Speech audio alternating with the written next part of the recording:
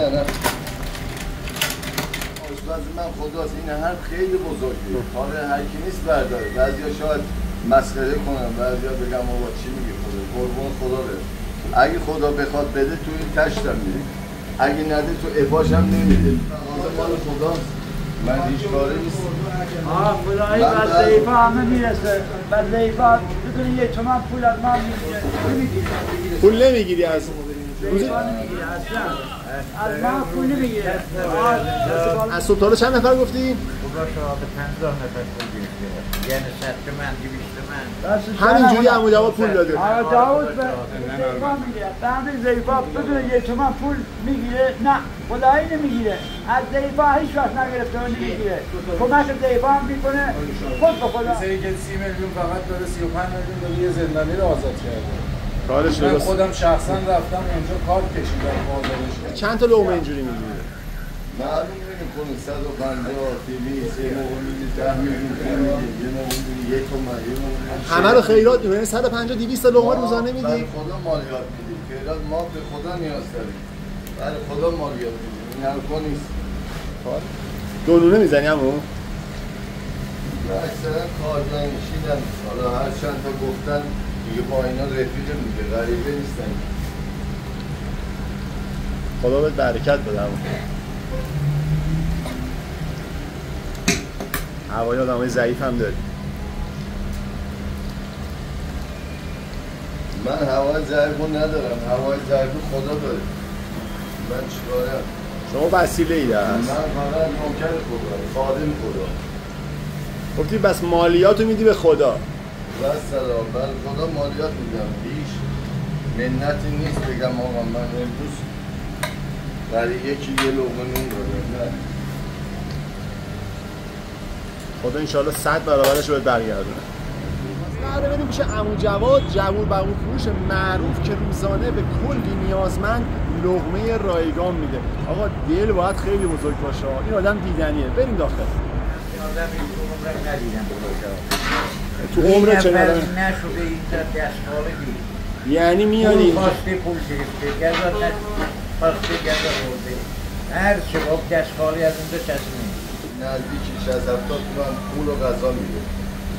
پول سوله میاد. من بخوام یه معامله رو انجام بدم یه روزه یا 2 روزه 2 میلیارد گرم میاد دستم میره معامله رو انجام بدم. یعنی با هر دستی میگم با همون دست بگیر. شک نکن به خدا باید باور داشته باشی. باور نداشته باشی دستات میلرزه.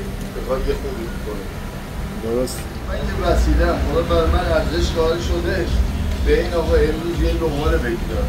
من هیچ کاره نیستم. من خودم نیازمندم. ای بابا. چند سال اینجا آقا جواد؟ 10 ساله. خوشمزه پیدا کردی مثل کل ایرانه بگردی مثل این پیدا نمیشه؟ به خدا پیدا نمیشه. شما مشتری دائمی اینجایی؟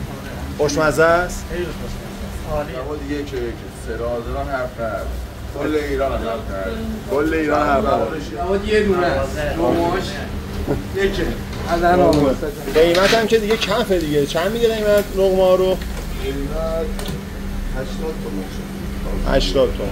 میگم با هر دست بدی با همون دستم میگیری ان شاءالله که همه میگم ولی باور داشته باشی. الکی گفتن شعاره. آقا منم میگم عمل نداشته باشه فایدهش.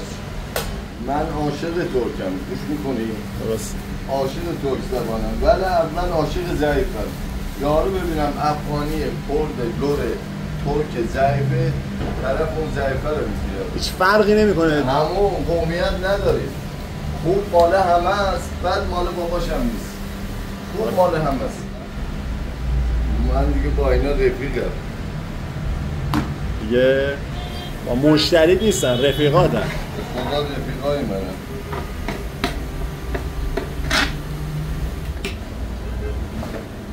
اینم از گوجه ها.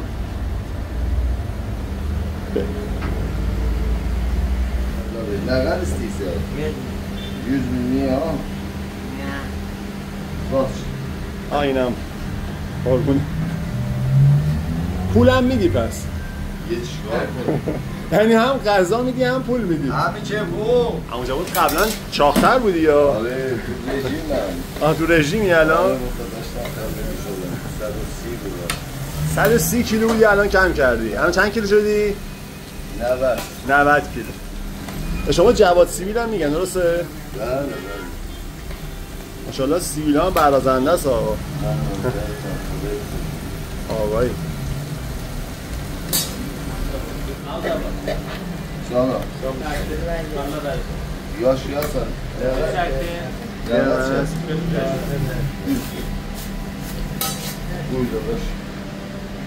این هم از لقمه میره داخل کیسه.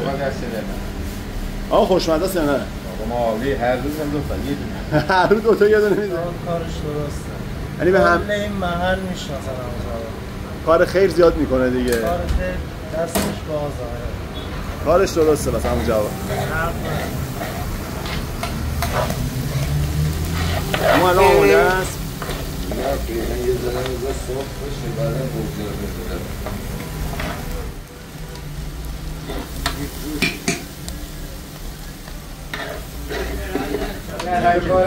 حسابه تکه یعنی خدا شاهده این حسابش دست منه روزی 10 میلیون فقط واریز میشه به حساب اونایی که ندارن فقط روزی 10 میلیون همون جواب میزنه به حساب کسی که ندارن حسابش هم دست منه فقط من خودم دارم میزنم شخصا میزنم ای والله خدا بهش بگه تازه این همه لقمه میده این همه پول دستی میده تازه این بچه‌هایی که میان اینجا لقمه میگیرن میبرن اصلا به غیر از اینا 10 میلیون بیشتر یه سری که 30 میلیون فقط داره 35 میلیون داره یه زندانی رو آزاد کرده کارش من درست خودم شخصا رفتم اونجا کار کشیدم آزادش کرده یه خانمی بود گرفتار بود اونجا همون جواد شوهرش اومده بود اینجا کمکش کرده ما رفتیم تهران دادگستری اونجا آزاد شد کارتش هم 35 میلیون به بابت چیز بدهی بوده واسه کاری گرفتار بوده اونجا 35 میلیون همون جواد کارت کشید اونم آزاد شد ای والله همون کار درسته میگم باید ریا نکرد توی کار خیران به نظر من ریا کردن خوبه نشون دادنش خوبه شما الان بر من خوبی میکنی نگو به جواد امروز آقا یه دونه نهار خریدم ولی بگو بذار منقرض نشه بذار منم از تو یاد بگیرم برم خوبی کنم یعنی کار خوب باید گفت ولی نگو من اگه بگی منو بدتر میشه شخصیت با شخصیت من بازی میکنم با آبروی من بازی میکنه ولی نباید بگی ولی بگو تبریک کن بگو آقا امروز رفتم برای یه خوبی کردم امروز رفتم آقا ولی یکی خوبی کردی نباید بگی اما خوبی رو باید بگی اصلا بگی اصلا دیگه هیچی دیگه با آبروی شخصیت اون بازی کردی درسته دیگه حرف درست روزانه باید صاحب یه بابا یه بیرارستان داره گستوار دست همون جواد به کم نمیره همه چی رو زیاد میذاره حتی نون